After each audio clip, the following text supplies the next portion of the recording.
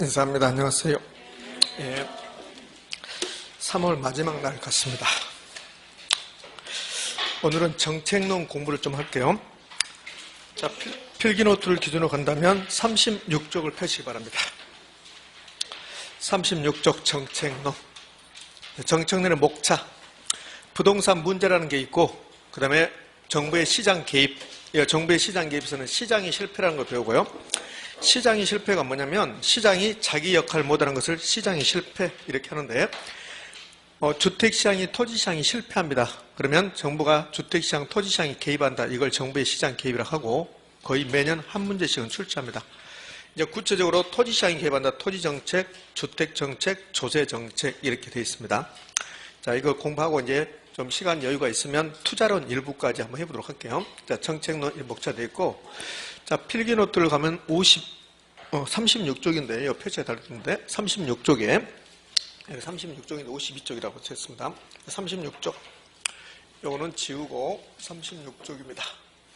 36쪽에 부동산 정책, 그래서 정책의 개념 그랬는데, 이 부분, 지금 이 화면에 떠 있는 것은 시험에 나오지 않는다. 그러면 여기는 부동산 정책이 도대체 무엇입니까? 정책의 개념을 설명하고 있습니다. 여기 이제 부동산 정책이란 말이에요. 그러니까 이렇게 흘러간다는 거예요. 부동산에 문제가 있습니다. 그러면 부동산의 문제가 뭔데? 토지 문제하고 주택 문제가 이렇게 있네요. 부동산 문제에 대해서는 거의 출제하지 않습니다. 그러니까 기본서 가면 부동산 문제, 토지 문제, 주택 문제 자세히 설명 나오는데 그건 싸그리 다 무시합니다. 자, 하나만 제가 해볼게요. 토지 문제. 토지 문제 그러면 토지가 부족하다. 토지가 비싸다. 가진 사람은 많이 가지고 있고 없는 사람은 없다. 그것을 소유 편중이래요. 그러니까 이러한 문제점이 있는 거예요. 이러한 문제점을 계속 방치할 수는 없잖아요. 그래서 이러한 문제를 해결하기 위해서 정부가, 부동산 문제를 해결하기 위해서 정부가 시장에 개입한다. 무슨 시장에? 부동산 시장에. 이걸 부동산 정책이다. 이렇게 하는 거예요. 그럼 이제 구체적으로 가면 부동산 문제는 토지 문제와 주택 문제가 있는데, 토지 문제를 해결하기 위해서 정부는 토지 시장에 개입하겠네요. 그러니까 토지 시장에 개입했습니다. 그것을 토지정책, 주택시장에 개입한 것을 주택정책, 세금을 가지고 개입한 것을 무슨 정책? 조세정책 이렇게 되어 있습니다. 그러면 이제 부동산 정책은 배워야 될 게 총 5가지 파트예요. 부동산 문제가 하나 나오고, 그 다음에 정부의 시장 개입이 나오고, 구체적으로 토지정책, 주택정책, 조세정책. 그런데 저 부동산 문제는 시험에 나오지 않으니까 볼 필요가 없다. 그러면 결국은 부동산 정책에서는 정부의 시장 개입의 논리, 매년 시험에 출제합니다. 요거 하나. 여기 이제 정책론의 총론 파트에 해당돼, 총론. 그리고 이제 강론으로 가면 토지 정책이 있고, 주택 정책, 조세 정책 이렇게 합니다. 우리하고는 목요일 날이, 금요일 날, 내일이 공법이죠? 이제 공법 선생님께서 말하는 게 토지 정책하고 주택 정책입니다. 그러니까 토지 정책하고 주택 정책에 대해서 자세히 배우는 것은 공법 시간이고, 부동산학 개론은 이런 것들이 토지정책입니다. 그냥 대충 이렇게 훑고 가는 거예요. 조세정책 나왔네요. 조세정책은 세법 선생님한테 배우는 게 다 조세정책이에요. 그러면 토지정책, 주택정책은 공법 내용이고, 조세정책은 세법 내용인데 우리 부동산학 개론에서 한번 다뤄보겠다 그래요. 그러니까 부동산학 개론에서 조세정책 최근에 나온 거 보면 계속 세법 선생님한테 배운 내용이 나온다. 그 다음에 토지정책과 주택정책도 마찬가지로 공법 선생님한테 배운 내용이 나올 수도 있다. 이렇게요. 이 부동산학 개론은 범위가 없잖아요. 범위가 없어서 어떻게 나올지 이 책에, 우리 책에 제가 언급하지 않는 내용이 나올 수 있는데, 그렇게 언급하지 않는 내용이 나올 수 있는 범위가, 나올 수 있는 가능성이 가장 높은 게 정책론입니다. 정책론은 무궁무진해요. 우리나라에서 토지 정책에 대해서 다 알고 있는 사람 한 명도 없어요. 그러니까 무궁무진하니까 어디 사이드에서 내고 싶다, 출제자가 내버리면 그러면 안 배운 내용이 나올 수도 있습니다. 그 안 배운 내용이 5문제, 6문제 나옵니까? 그렇지 않습니다. 많이 나와봐야 2, 3년에 걸쳐서 한 문제 정도? 매년 그런 게 아니라 그렇게 나올 수 있다. 자, 그런 것은 염두에 둘 필요가 없어요. 수업 시간에 언급했던 거, 그 정도만 하셔도 충분히 합격하는 데는 지장이 없으니까. 알겠습니까? 자, 그러면 부동산 문제, 토지 문제 이런 것은 다 제껴버리고 정부의 시장 개입으로 바로 가는 거예요. 그래서 이제 필기노트 36쪽 가면 정부의 시장 개입이라고 이렇게 나왔어요. 자, 거기서부터 해볼게요. 자, 여기서부터는 페이지 수가 제대로 되어 있네요. 여기서 첫 번째, 정부가 시장에 개입하는 필요성. 이거는 자주 나오죠. 자주 나오는데 시험은 어떻게 나오냐면 이 타이틀만 가지고 시장의 실패 수정하기 위해서 사회적 목표를 달성하기 위해서 경기를 조절하기 위해서 개입한다. 이 타이틀만 가지고도 출제해요. 그럼 3번 한번 해볼까요? 3번은 공부할 필요가 없죠. 부동산 경기를 조절하기 위해서 정부가 시장 개입한다. 경제 안정화를 위해서 개입한다. 부동산 경기가 침체에 들어갔으면 그러면 정부는 부동산 경기를 활성화시키기 위해서 취득세를 낮춰준다든지 대부비를 증가시킨다든지 이렇게 해서 개입할 수밖에 없겠죠. 이건 너무나 당연한 거죠. 이거는 외우는 게 아니죠. 자, 1번으로 가면 시장의 실패를 수정하기 위해서 개입한다 이렇게 나왔는데 저 시장의 실패가 도대체 뭘까? 시장의 실패가 좀 있으면 바로 배우게 돼요. 시장의 실패가 뭐냐면 이렇게 이제 배우게 된단 말이에요. 시장의 실패라는 주제를 가지고 배우게 된다고. 이 시장의 실패는 어떤 애는 두 문제가 나와요. 여기에서. 그러니까 정책론이 많이 나오면 5문제인데 근데 시장의 실패만 2문제를 낼 수 있다는 거예요. 그럼 시장의 실패가 도대체 뭐냐? 자원 배분의 비효율성 그래요. 이건 또 뭐냐? 시장의 기능이라고 이제 지난주에 배웠어요. 시장의 기능. 시장은 수요자, 공급자 만나서 뭘 결정합니까? 가격을 결정해요. 가격을 결정해서 이 가격으로 물건을 사고 파는데 물건을 사고 파는 것을 뭐라고 하던가요? 자원을 배분한다고 그래요. 자원. 자원을 배분합니다. 이게 이제 경제학에서 쓰는 용어입니다. 자원 배분한다. 그러면 토지시장에서 자원은 뭘까요? 토지야, 토지. 주택시장에서 자원은 주택이고 여러분도 자원이고 저도 자원입니다. 인적 자원 그러잖아요. 그럼 여기 이제 토지시장이라면 토지시장의 기능은 역할은 토지시장이 어떤 역할을 하는가? 토지 수요자 공급자 만나서 토지 가격 결정하고 그 가격으로 토지를 사고 파는데 그걸 토지 자원을 배분한다. 이렇게 표현한다고. 그런데 배분해야 되는데 이게 배분이 효율적으로 됐다. 꼭 필요한 사람에게 적정한 가격으로 토지 자원이 배분됐다. 효율적으로 됐다. 이렇게 된 것을 시장의 성공했다고 그래요. 시장의 성공. 경제학에 쓰는 용어입니다. 그런데 자원 배분이 비효율적이다. 잘못됐다. 있는 사람은 많이 가지고 있고 없는 사람은 없고 꼭 필요한 사람에게 배분되지 않는다. 꼭 필요한 사람에게 배분된다 하더라도 높은 가격으로 배분된다. 그러면 시장이 실패했다고 해요. 실패. 요걸 이제 시장이 실패란 말이에요. 실패. 그러면 이 시장이 실패하면 토지시장이 실패하면 주택시장이 실패하면 정부는 그걸 그냥 방치할 수 없잖아요. 그래서 개입해야 되죠. 개입. 그래서 첫 번째 아까 시장의 실패를 수정하기 위해서 개입한다 이렇게 나온다고. 근데 그 시장의 실패가 이런 것들이 원인이 돼. 좀 있으면 알게 됐지만 공공재라든지 예부 효과 이런 것들이 시장의 실패를 발생시킨단 말이에요. 그럼 이렇게 할 수 있잖아요. 정부는 시장의 실패를 수정하기 위해서 개입할 수 있다. 뭐죠? 이걸 좀 더 풀었으면 이렇게 한다고. 정부는 공공재, 예부 효과로 인한 시장의 실패를 수정하기 위해서 개입할 수 있다. OX? 오, 그렇게 되는 거예요. 자, 됐어, 이제. 그럼 다시 온 상태로 가서 정부가 시장에 개입하는 이유는 3가지를 봤는데, 첫 번째, 3번에 있었던 거, 경제 안정화를 위해서 경기를 조절해서 개입할 수 있다. 두 번째, 시장의 실패를 수정하기 위해서. 다른 말로, 시장의 실패를 보완하기 위해서 개입할 수 있다. 여기 나왔네요. 자원 배분의 비효율성을 수정한다. 자원 배분의 비효율성이 뭡니까? 시장의 실패. 그것을 수정하기 위해서 개입할 수 있다. 이렇게 나오면 우리에게 가장 편해요. 근데 여기다가 이제 사족을 달면 정부는 공공재로 인한 예부 효과로 인한 시장의 실패를 수정해서 개입할 수 있다. 이렇게 한다고. 자, 두 번째, 사회적 목표를 달성해서 개입할 수 있다. 이렇게 되는데 이 사회적 목표는 무엇이 될지 모릅니다. 그러니까 사회적 목표가 무엇이 될지 모르니까 사회적 목표는 뭐가 있습니까? 뭐 이렇게 물어보진 않아요. 사회적 목표는 그때그때 달라지는 거야. 그러면 사회적 목표는 시장에 맡겨서는 안 되는 거 있어요. 그냥 정부가 시장에 맡겨놨더니 안 되는 것들이 있다고. 그걸 사회적 목표를 달성해서 개입한다 이렇게 표현을 해요. 시장에서 이루어진다면 주택시장에서 토지시장에서 노동시장에서 이루어진다면 정부는 개입할 필요가 없단 말이에요. 근데 이루어지지 않으니까 정부가 개입한다는 거예요. 여러분 좀 이해를 돕기 위해서 이렇게 한번 해볼게요. 몸이 좀 불편하신 분들, 장애인들이라 하잖아요. 그럼 장애인들을 그냥 시장에 맡겨놓으면 기업들이 고용합니까? 안 합니까? 안 한단 말이에요. 안 하니까 그럼 장애인들에게 해서 약간 장애가 있는 사람이라 해서 노동력은 충분히 있는데 일을 못하게 한다. 그런 문제잖아요. 그러니까 시장에 맡겨놓으면 기업들이 장애가 있으신 분들은 고용을 안 하게 된다고. 그래서 정부가 장애인들을 일부를 고용해라 이렇게 그런 법을 만들고 그러잖아요. 그런 거야. 그런 거. 그런 것들이 사회적 목표를 달성해서 개입한다 이렇게 된다고. 그러면 시장에 맡겨서는 몸이 불편하신 분들을 고용 안 차나요. 그러니까 정부가 강제적으로 법적으로 몇 명 이상 고용해라 이렇게 된다고. 이게 이제 사회적 목표를 달성할 수 있게 개입한다. 이게 하나 예라고. 그럼 사회적 목표는 엄청나게 많아요. 엄청나게 많아. 한 30년, 40년 전으로 가면 우리 사회의 문제점 중 하나가 이런 게 있었어요. 소위 말해서 지역 감정이라고 했었어요. 지역 감정. 근데 지금은 지역 감정이란 말을 잘 안 쓰잖아요. 제가 이 사회적 목표는 시대에 따라 달라진다고 그랬어요. 그러니까 지역 감정이라는 말로 이제 표현했는데 사실은 지역 차별이었죠. 근데 그 지역 차별을 지역 감정으로 이제 바꿔서 이야기하고 그랬는데, 그런데 지금은 지역 감정이라는 말 안 쓴단 말이에요. 왜? 예전에는 그게 있었을지 모르지만 지금은 많이 사라졌으니까 그래요. 그러니까 사회적 목표가 달라지는 거예요. 그런데 30년 전에 비정규직 이런 말 없었잖아요. 근데 지금은 비정규직 있잖아요. 그러니까 30년 전에는 비정규직 문제가 없었지만 사회적으로 지금은 있단 말이에요. 그럼 지금은 정부가 비정규직 문제를 해결하기 위해서 개입할 수 있다 이렇게 된 거예요. 그러니까 사회적 목표가 한두 가지가 아니니까 뭐라고 말할 수 없는 거예요. 자, 그러면 대표적으로 나온 게 이게 소득 재분배입니다. 소득 재분배는 이렇게 되는 게 소득 재분배예요.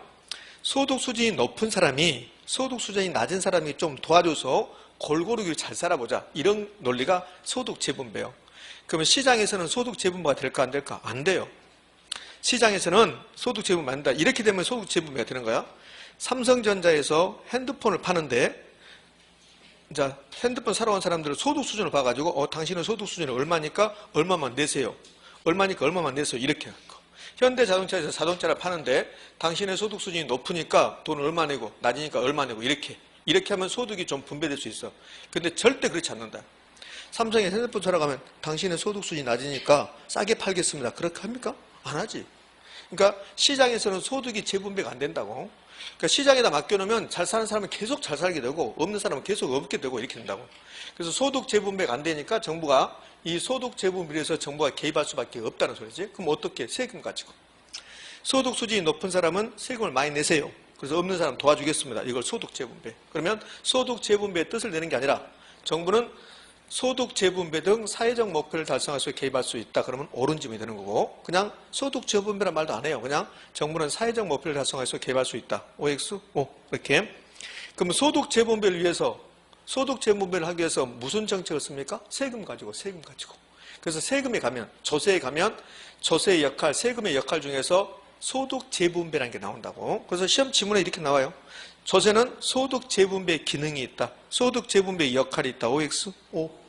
주거복지 등 시장에 맡겨놓으면 정부가 주택시장에 개입하지 않고 분양가 상한제, 공공임대주택 공급하지 않고 시장에 맡겨놓으면 주거복지가 높아집니까? 높아지지 않아요. 높아지지 않습니다. 전혀. 만약에 정부가 공공임대주택 공급하지 않는다고 봐요.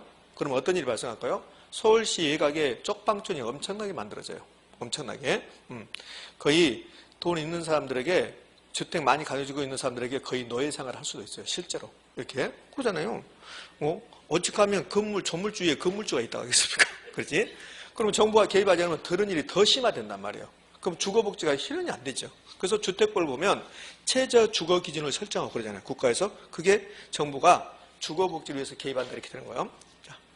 자, 2번. 사회적 목표는 무엇이 될지 몰라요. 사회적 목표는 엄청나게 많은 게 되니까. 그러니까 효율성을 추구하는 것도 있고 형평성을 추구하는 것도 있고 그 밖에 다른 목적일 수 있다. 이건 지문 딱 한 번 나온 거죠. 이제 됐어요.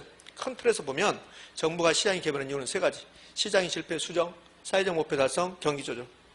그러면 이런 일이 있으면 정부가 개입해야 되는데 이제 개입 방법. 얘가 가끔씩 나오는데 나오면 다 맞춰야 되는 거. 직접 개입 방법, 간접 개입 방법, 토지운 규제가 있는데 우리 시험은 직접 개입 방법의 논리, 간접 개입 방법의 논리 이런 거 물어보지 않아요. 직접 개입이 뭐고 간접 개입이 뭐고 이런 거 물어보지 않습니다. 토지운 규제가 뭐냐 이렇게 물어보지 않아요. 뜻을 물어보지 않아요. 그 물어보는 것은 이건 물어봐요. 여기 보면 직접 개입 방법에 이런 것들이 있고 간접에 이게 있고 토지운 규제 이게 있는데 경제학 논리는 토지운 규제는 없어요. 자, 경제학 책을 딱 보면 정부의 시장 개입 그래가지고 직접 개입, 간접 개입 이 두 가지밖에 없어요. 그러니까 토지용 규제는 우리 부동산이라고 와서 이 토지용 규제를 집어넣어주는 건데 토지용 규제가 무엇입니까? 무엇 이런 것들이 토지용 규제거든요. 이게 시험에 나온 적은 한 번도 없습니다. 나오면 직접 개입과 간접 개입 두 개를 구별하는 거, 이 두 가지가 시험에 나온다. 자, 그러면 직접 개입이 뭐고 간접 개입이 뭐고 이제 가볍게 볼 테니까요. 지금 제가 설명하는 것은 이해할 필요 없어요. 요것만 이제 이렇게 두 개 구별만 하시면 되니까. 이해하면 좋죠. 이해하면 금방 이해될 건데, 여기 알게 될 건데, 이해 안 돼도 어차피 외울 거니까. 우리 서울인데, 서울의 주택시장입니다. 서울의 주택시장인데 이 서울의 주택이 필요한 양이 몇 개냐면 100개예요. 100개. 100개인데 이제 공급된 게 시장에 공급된 공급량이 80개입니다. 이걸 과소 생산됐다 그래요. 과소. 조금밖에 생산되지 않았다. 과소 생산 그래요. 그럼 20개가 부족하네요. 20개 부족. 그럼 20개가 부족하면 시장이, 이 주택시장이 스스로 주택이라는 자원을 효율적으로 배분했습니까? 비효율적입니까? 비효율적이에요. 100개가 필요하면 100개를 만들면 돼요. 우리 60점 맞는 시험이니까 60점 맞추면 돼요. 그 60점 맞아야 되는데 40점 맞았다. 그러면 비효율적인 거예요. 60점 맞았는데 60점 맞추면 되는데 90점 맞았다. 그것도 비효율적입니다. 개론 90점 맞았는데 개론 공부 90점 맞으려면 엄청 열심히 해야 되거든요. 근데 민법 37점은 맞았어요. 엄청 비효율적인 거죠. 완전 비효율적인 거죠. 떨어졌으니까. 예?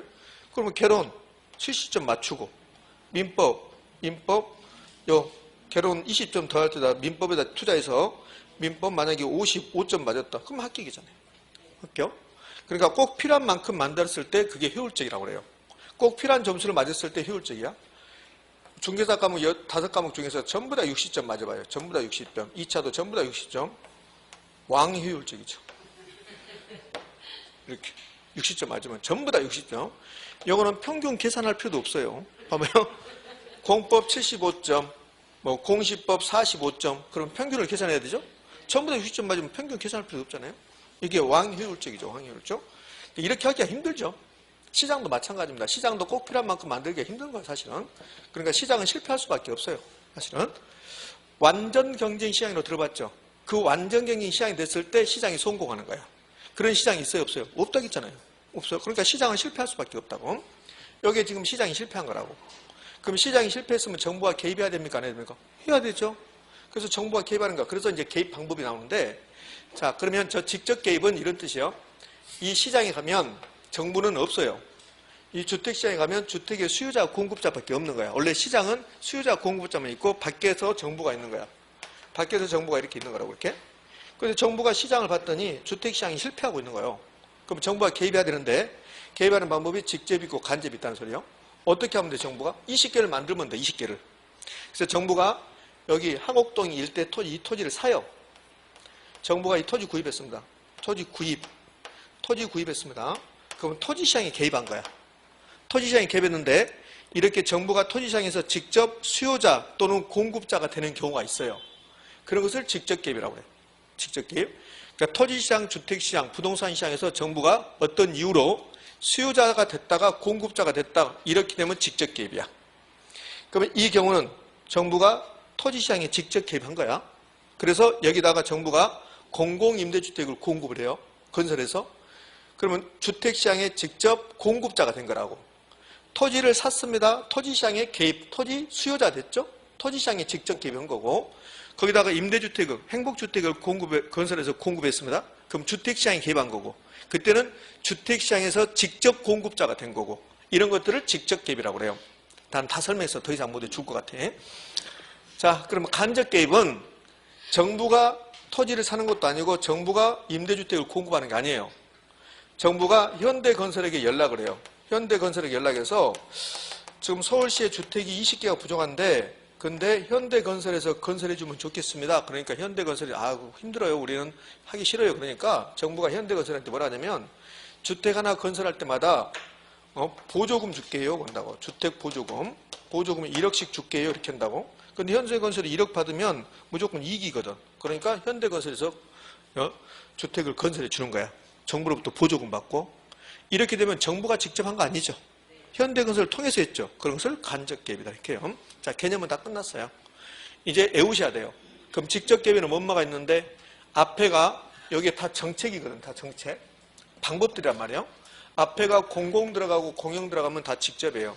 그러니까 위에 보면 공영개발, 공공투자사업, 공공임대주택 공급, 공공임대보유 이게 무슨 뜻입니까는 안 물어봅니다. 그 다음에 토지 수용 앞에까지 여기까지 보면 전부 다 공공이나 공영 들어갔어요. 그러면 공공, 공영 들어간 것은 이것만 있는 게 아니에요. 많이 있어요, 더. 공영주차장. 공영주차장은 누가 하는 거예요? 국가나 지자체가 하잖아요. 그럼 공영주차장이 직접 개입입니까? 간접 개입입니까? 직접 개입이요. 공공공영 들어가면 다 직접기입이에요. 그다음에 여기서부터는 공공공영이란 말 안 들어가네요. 그러니까 이건 또 외우셔야지. 토지은행은 토지비축제도라 하는데 이걸 공공토지비축 그래요. 공공토지비축. 공공토지비축 그렇습니다. 이렇게. 그럼 토지은행, 토지비축은 공공토지비축이니까 공공 들어갔네요. 토지수용, 토지비축, 도시개발사업, 도시재개발사업 전부 다 국가가. 도시개발사업 누가 합니까? 그랬더니 현대건설이 하고 있대요. 그러면 되겠습니까? 안 되지. 현대건설에서 국가로부터 수주받아서 일하고 있는 거지. 내가 가서 공장에서 일하면 내 공장입니까? 아니잖아요. 그거 다 똑같단 말이지. 그다음에 행복주택이 여기 공공임대주택을 대표하는 거라고. 그러니까 공공임대주택이라 나와도 되고 행복주택, 보금자리주택 이렇게 나올 거란 말이에요. 그러면 이게 이제 공공임대주택 공급하니까 직접갭이에요. 또 토지선매라는 게 있습니다. 여기 없지만 토지선매.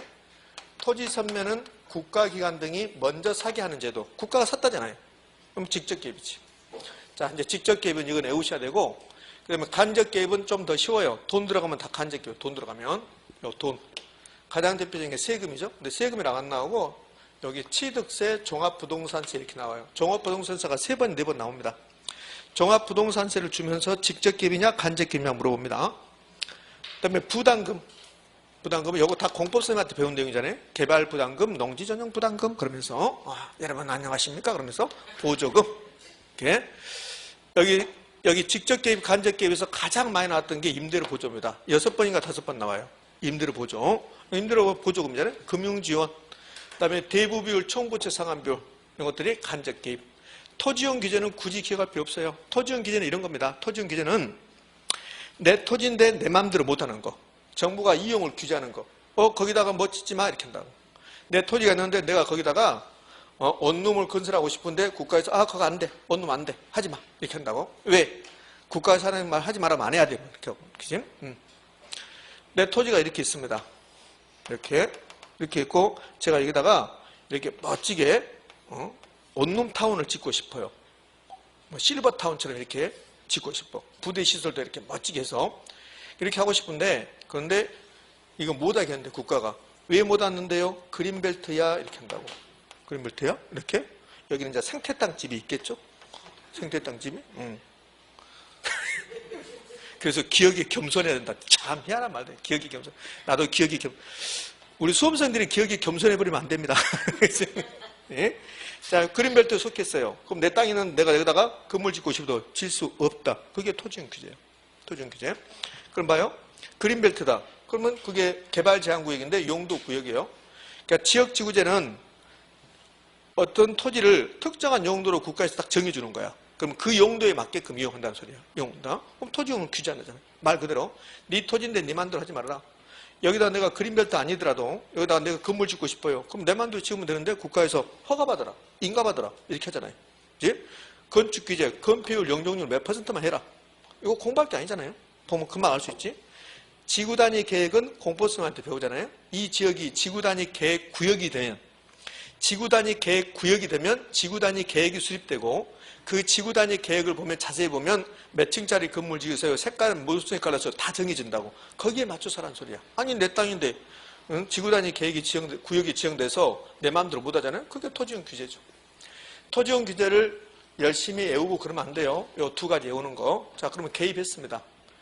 자, 시장이 지금 아픈 거죠. 시장이 실패했다. 시장이 아픈 거다. 그럼 정부가 개입해서 정부가 의사 노릇한 거야. 근데 의사가 환자를 돌볼 때 잘못 돈 벌 수 있죠.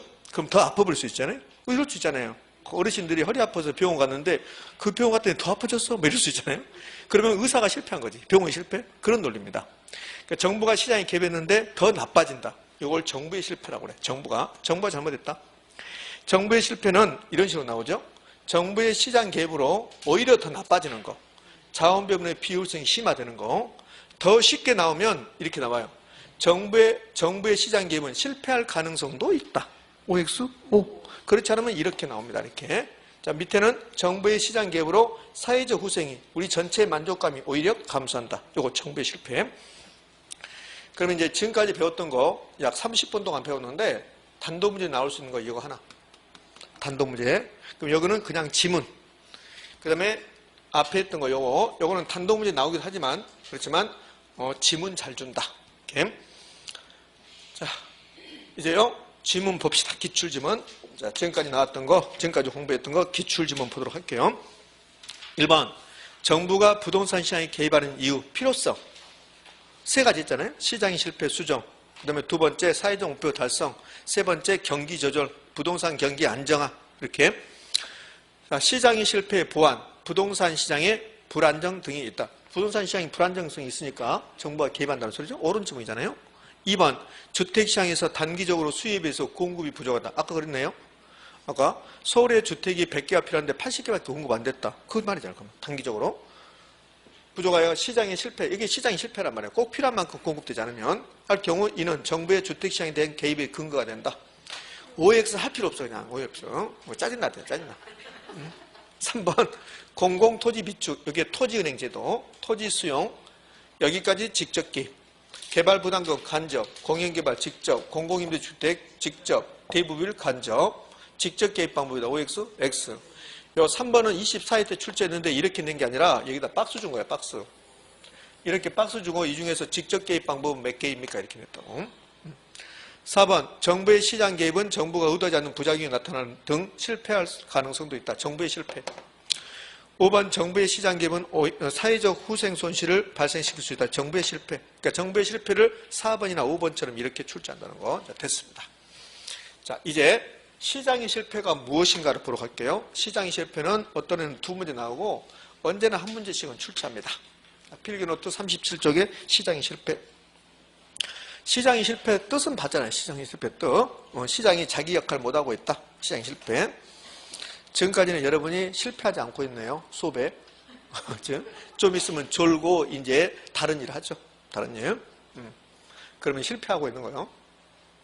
어떤 학원을 가면 그러면 젊은 여자친구인데 1시간 수업하잖아요.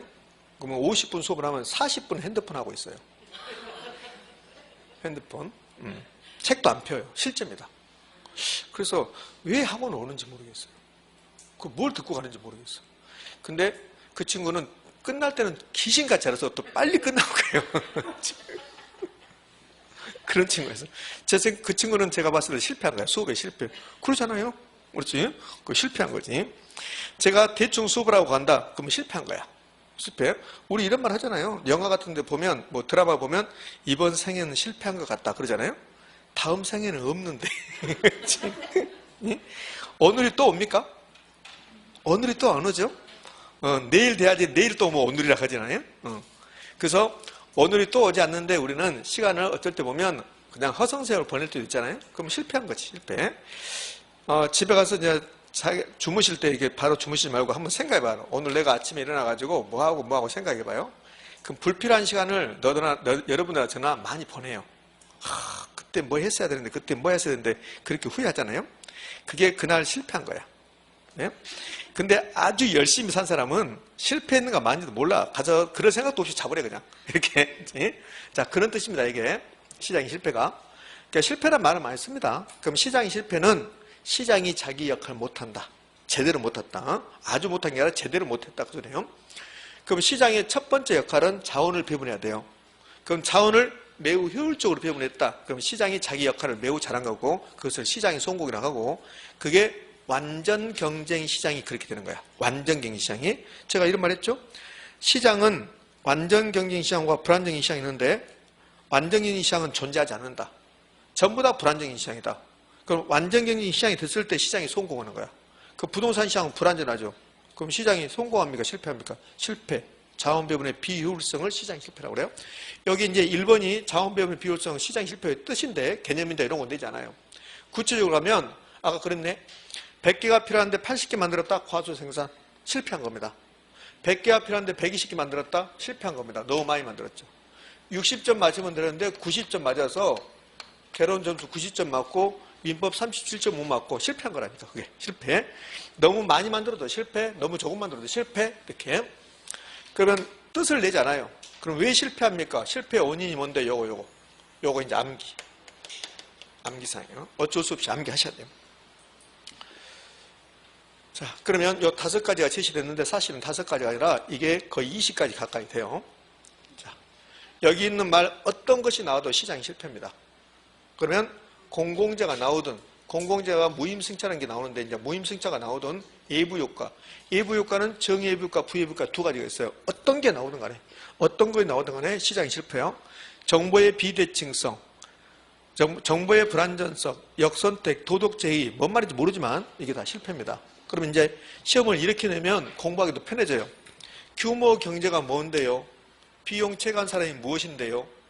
그다음에 여기 정보의 비대칭성이, 역선택이, 도덕적 해이가, 그다음에 뭐 공급 독점이 이게 뭔데요? 이렇게 물어보면 그럼 공부를 다 해야 돼요. 근데 그런 거 물어보잖아요. 역선택이 뭔데요? 도덕적 해이가 뭔데요? 한 번도 물어본 적도 없고 앞으로도 물어볼 일이 없습니다. 그래서 이제 암기하셔야 되는데, 자, 그럼 이제 이거 어떤 식으로 내냐면 다음 중 시장이 실패가 아닌 거, 시장이 실패가 관련이 없는 거 이렇게 내요. 그러면 불안정 경쟁이 시장이 되면 시장이 실패라고 했어요. 불안정 경쟁. 불안정 경쟁 시장이 되면 시장이 실패라겠고, 그럼 완전 경쟁이 시장이 되면 시장이 실패입니까? 아닙니까? 아니에요. 완전 경쟁은 시장이 실패가 아니라 시장이 성공이에요. 그 불안정이 시장이 됐습니다. 시장이 실패하는데 혹시 기억나가 볼까요? 완전 경쟁 시장이 되려면 상품의 동질성이야. 똑같은 상품이 있어야 돼요. 근데 부동산은 개별성 때문에 상품이 비표준화 된다고 그랬죠. 그러면 완전 경쟁 시장이 되면 이제 시장이 성공하는 건데 재화의 동질성이 있어야 돼요. 재화의 동질성. 그러면 재화의 동질성을 주면 이 재화의 동질성, 완전 경쟁은 시장이 실패의 원인입니까? 아닙니까? 아니에요. 아니라고. 이해됐습니까? 이렇게. 자, 그러면은 여기는 이제 상품의 비표준화겠죠? 상품의 비표준화. 개별성 때문에 이러면 이제 시장이 실패란 말이에요. 혹시라도 상품의 비표준화가 나왔어요. 상품의 비표준화가 나오면서 이게 시장이 실패 원인입니까? 그럼 네, 그러면 된다고. 자, 세 번째, 정보의, 저기 보면 마지막에 있는 거죠. 정보의 비대칭성이라 나와요. 정보의 비대칭성인데 이걸 이렇게 바꿔요. 어떻게 바꾸냐면 B자를 빼고요. B자를 빼고 정보의 대칭성이 나와. 정보의 대칭성 이렇게 나옵니다. 이렇게. 자, 그러면 이렇게 세 가지가 나오면 시장이 실패입니까? 아닙니까? 아니에요. 아니라고. 그래서 이 불자가 들어가야 되는데 불자를 빼버리고 B자가 들어가야 되는데 B자를 빼고 이렇게 나온다고. 여기에 이제 답이 된단 말이에요. 주로. 시장이 실패 원인이 아닌가? 그러면 여기에 답이 된다고. 이렇게. 최근에 재화의 동질성이 가장 최근에 답이 됐다고. 재화의 동질성은 완전 경쟁이니까 시장이 실패 원인이 아니에요. 그래서 이제 이걸 그대로 암기해 주셔야 돼요. 시장의 불안전성, 다른 말로 불안정인 시장. 근데 불안정인 시장은 가장 대표적인 게 독점시장, 과점시장, 독점적 경쟁인데 이걸 굳이 다 외울 필요 없어요. 근데 독점은 기억하셔야 돼요. 독점. 독점은 수요자가 한 명이든 공급자가 한 명이든 수요자, 공급자 둘 다 한 명이든 이런 것을 독점이라고 그래요. 한 명이 공급했다. 그게 독점이에요. 독점. 그럼 공급 독점. 공급 독점은 한 명이 공급하는 거 한 명이 공급 독점입니다. 규모 경제. 비용 체감 산업, 공공재, 무임승차 좀 있으면 이제 공부할 거예요. 이렇게. 그다음에 예부효과는 정예부효과든 부예부효과든 전부 다 예부효과입니다. 시장이 실패. 이건 이제 암기상에 드는 거예요. 역선택하고 도덕재개는 아직 낸 적이 없습니다. 나머지는 다 냈는데 이건 낸 적이 없다. 자, 됐어요. 이거는 이제 여러분 암기하시기 바랍니다. 그럼 여기서 단독 문제로 시험에 나올 수 있는 것은 딱 두 개입니다. 뭐가 뭐냐면 공공재하고 예부효과를 대해서 이제 물어봐요. 그러니까 이렇게는 안 내요. 규모 경제에 대해서 이렇게 안 냅니다. 공공재하고 예부효과에 대해서 이제 물어보는 거예요. 자, 그러면 공공재를 이제 한번 가볼게요. 할게요. 공공재. 공공재에서는 두 가지를 좀 유심히 보시면 됩니다. 두 가지가 뭐냐면 저 B자하고 과소생산이라는 거. B자하고 과소생산 이 두 가지를 좀 유심히 보시면 돼요. 자, 1번이 공공재의 개념이요. 그럼 공공재가 도대체 뭐냐? 공공재가 어떤 물건을 소비하는데, 물건을 쓰는데 두 가지 성격을 가져요. 비경합성과 비배제성의 성격을 가지면 그것을 공공재라고 불러. 근데 이렇게 된단 말이에요. 공공재는 경합성과 배제성을 갖는다. 이렇게 한다고. 그럼 B자를 빼잖아요. B자를 뺀다. 그러면 틀린 말이에요. 그러니까 공공재가 시험에 나오면 B자가 있는가 없는가 확인하셔야 되고, 그 다음에 나중에 이제 과소생산 된다. 이제 요거까지 이 두 가지만 기억하시면 돼요. 공공재, B자, 과소생산. 이게 이제 포인트가 될 거예요. 뭔 말인지 모르지만 이렇게 나와요. 아직 뭔 말인지 모르겠지만 공공재 생산을 시장이 맡기면, 시장기구, 여기 시장이란 소리예요. 공공재 생산을 시장이 맡기면 그러면 과소 생산된다, 조금 생산된다. 우리가 필요한 만큼 많이 만들지 않는다. 그게 포인트예요. 그 다음에 공공재는 B자가 들어간다는 거. 자, 그러면 저기 소비에서 비경합성, 비배제성이 무슨 말인가를 전부 다 설명할 건데 들어보시라고요. 소비한다, 물건을 쓴다는 소리잖아요. 그러면 여기 의무교육이라고 나왔는데 의무교육을 쓴다는 말은 학교 다닌다는 소리예요. 학교 다닌다. 도로 나왔네요. 도로. 도로를 쓴다. 도로를 걸어간다는 소리예요. 공원 나왔습니다. 공원을 가서 산책한다. 이용한다. 그게 쓰는 거예요. 소비하는 거예요. 그러면 여기 있는 물건을 쓸 때 여기 있는 것들이 지금 여기 결국 이것들이 공공재란 말이에요. 요 치안이 경찰이잖아요. 경찰. 국방도 있고 이제 소방도 있어. 소방. 이것들 보면 전부 다 국가가 만들어낸 거예요. 그럼 공공재는 국가가 만들어낸 것이다. 그건 아니에요. 그건 아니고 공공재는 국가가 만들어낸 것이 아니라 공공재는 이 두 가지 성격을 갖는 것을 공공재라고 그래요. 대부분이 이제 국가가 만들어낸단 말이에요. 그럼 저 비경합성은 경합성이 반대예요. 그럼 경합성은 서로 소비하기 위해서 싸우는 거예요. 서로 소비하기 위해서. 현대자동차에서 에쿠스 승용차를 10개만 만들어요. 10개만. 그럼 10개 만드는데 내가 9개를 사버리면 나의 소비가 다른 사람 소비에 영향을 미쳐요? 안 미쳐요? 미치는 거죠. 그걸 경합한다고 그래요. 경합한다. 근데 여기 있는 거 도로, 국방, 치안, 의무교육 전부 다 나의 소비가 다른 사람 소비에 영향을 미치잖아요. 그게 무슨 말이냐면 내가 이렇게 도로를 걸어가요. 내가 그 도로를 소비하는 거야.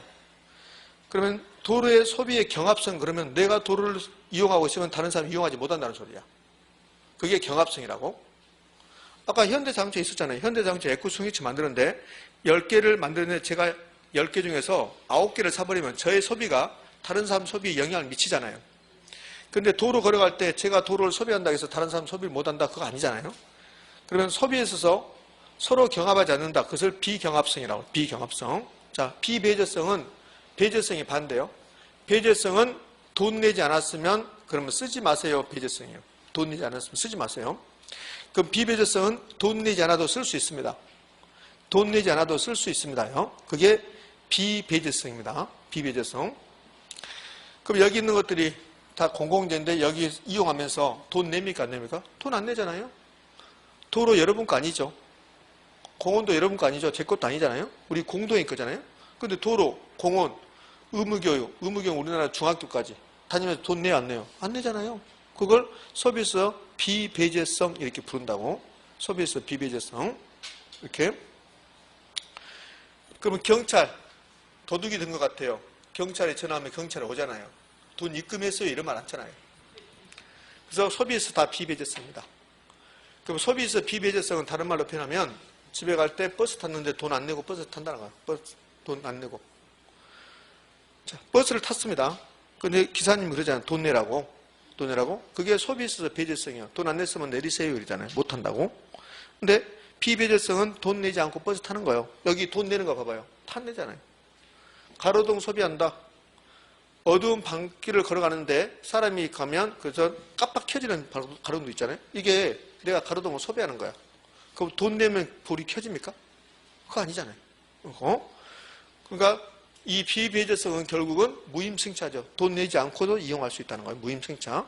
아까 여기 나왔어요. 공공재, 여기 무임승차 이렇게 나왔어요. 공공재 무임승차. 예? 그러니까 공공재가 나오든 무임승차가 나오든 전부 다 시장이 실패하게 돼요. 이제 좀 있으면 알게 돼요. 자, 그러면 공공재는 이제 개념은 끝났어요. 그럼 공공재가 뭐가 있는데 이런 것들을 이제 공공재라고 그래요. 자, 그러면 이런 것들을 이제 만들 때 시장에 한번 맡겨봐요. 우리나라에 도로가 100개가 필요하다 이거예요. 100개가. 도로가 100개가 필요하다. 그러면 시장기구에서 맡겨봤다. 시장에서 맡겨봤다. 이 시장이 나오면 현대나 삼성, 기업에 맡긴다는 소리예요. 기업에. 현대나 삼성은 돈 되면 염치도 없어요. 무조건 다 만들어요. 그게 기업의 생리예요. 그래서 떡볶이 장사도 다 해버리고 그러잖아요. 돈 되면 기업의 생리가 그러는 거예요. 기업의 생리가. 시장 논리가 돈 되면 무조건 하는 게 시장 논리예요. 그러면 여기 있는 것들을 다 시장에 한번 맡겨봐요. 시장에 맡기면 만들까 안 만들까? 안 만들어요. 돈을 못 받는데 어떻게 만듭니까? 그러니까 여기 공공재처럼 소비에서 비경합성과 비배제성을 갖는 자를 시장에 맡겨놓으면 우리 사회에서 필요한 만큼 만든다 안 만든다? 안 만든다는 소리야. 그게 과소생산이죠. 과소생산이 뭡니까? 시장이 실패지. 그래서 공공재가 시장이 실패 원인이 된다고. 이렇게. 공공재 생산을 시장이 맡기면 그럼 과소 생산된다. 이 말은 우리 사회가 필요한 만큼 충분하게 만들지 않는다. 그럼 왜 과소 생산될까요? 돈 못 받으니까. 돈 못 받으니까 과소 생산났어요. 그래서 비배제성 때문에, 무임승차 때문에 과소 생산된다. 자, 그러면 우리나라에 도로가 100개가 필요한데 시장이 맡겼더니 80개밖에, 80개도 아니죠. 현대나 삼성에서 만듭니까? 도로 안 만들지. 그럼 거의 안 만든다. 과소 생산됐다. 그러면 시장이 실패했으니까 정부가 도로를 만들어내야 되잖아요. 여기 있는 것 전부 다 현대나 삼성이 만드는 게 아니라고. 안 만들어요. 돈 안 되니까. 왜? 무임승차에 문제가 있으니까. 그럼 이제 대책을 세워야 정부가. 이거 정부의 개입이죠. 정부의 개입. 그럼 정부가 만들어내야 돼요. 뭘 가지고? 세금 걷어서. 기금 설치해서. 기금. 복권 같은 거 한번 사면 뒷면에 껴안 같은 것으로 체육진흥기금 이런 게 있다고. 그럼 이럴 수 있잖아요. 등대를 만들어야 된다. 돈이 없다. 등대 설치기금 이렇게 한다고. 그래서 국가나 공기업에서 생산한다. 그러니까 정의예비국가는 돈 안 내고 혜택 보는 것을 정의예비국가라고. 돈 안 내고 혜택 보는 거. 돈 안 내고 혜택 본다. 그럼 여기 도로, 공원 돈 냅니까 안 냅니까? 안 내잖아요. 혜택 보고 있잖아요. 그것을 정의예비국가. 소비에서 규모 경쟁을 할 필요 없습니다. 자, 이제 공공재가 이제 다 마무리됐어요. 자, 공공재가 나오면 B자가 있는가 없는가? 자, 이렇게 하죠. 공공재는 소비에 있어서 경합성과 배제성을 갖는 자를 말한다. OX, X. 그 다음에 과소 생산 두 가지가 쟁점이에요. 자, 보자고 여기. 최근에 감정평가사 시험에서 나온 거네요. 공공재는 시장기금을 맡겨둘 경우 경합성과 배제성으로 인하여 무임승차 현상이 발생할 수 있다. 무임승차는 맞아요. 공공재는. 근데 B자를 빼고 나오잖아요. B자 빼고 나왔습니다. 그래서 틀렸죠. 우리 중개사 시험에서 B자 빼고 나온 적은 한 번도 없어요. 아직. 근데 조만간 나오면 B자를 빼고 나올 겁니다. 자, 이게 공공재. 자, 공공재 끝나고 나면 이제 예부 효과라는 게 남았습니다. 예부 효과가 또 이게 단독 문제 나올 수 있는 거예요. 예부 효과. 자, 여기서부터는 정확히 10분 쉬었다 하죠.